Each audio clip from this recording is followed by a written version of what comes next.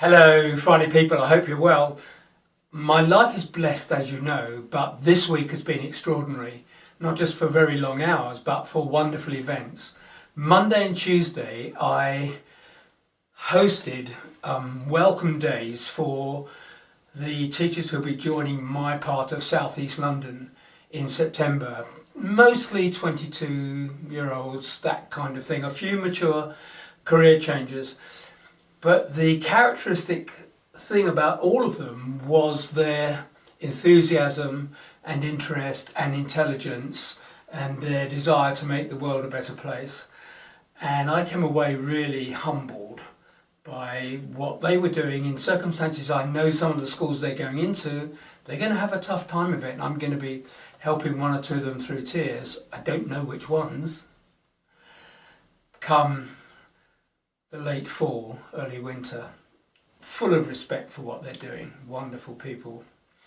And then on Tuesday evening, second event, not only did I get to the shall I do that again? Not only did I get to go to the top of London's telecoms tower called the BT Tower and have a wonderful meal in the revolving restaurant 600 feet above London, but to hear about the work being done for Men for Women, the United Nations project being headed up by Emma Watson, she of Hogwarts. I've spoken to you before, and to hear on the table I was on for dinner, 10 people, the kind of work they were doing in their often multinational organisations. They weren't even medium or small enterprises. They were people with thousands of employees.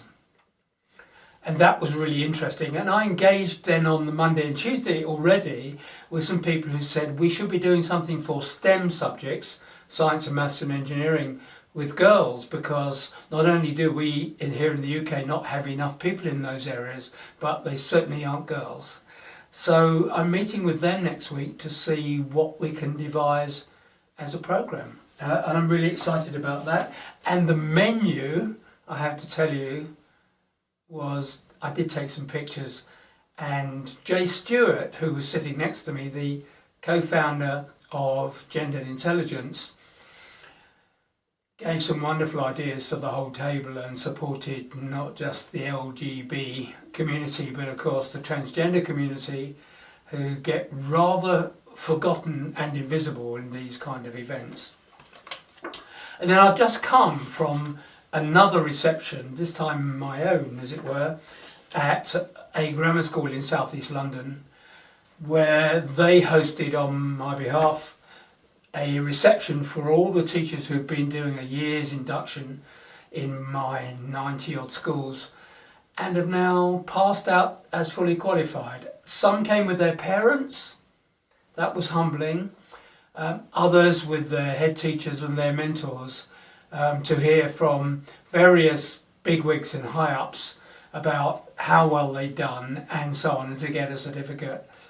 That they bothered to come the last day of term for some, or the penultimate day, was just amazing, and I'm in awe of what they've achieved during the year, sometimes in most difficult circumstances. So tomorrow, Saturday, will be the first day of the school holidays, which is why this time I have returned. We can, 6 o'clock on a Friday evening, to a gin and tonic, school's out. All those teachers, and any teachers I know, will sleep until Wednesday probably, and then hopefully not think too much about school until, well, the end of August anyway, and get 3 weeks completely refreshing their batteries. Anybody who works in schools and colleges, I'm full of admiration for what you do. Thank you so much to my people for their support.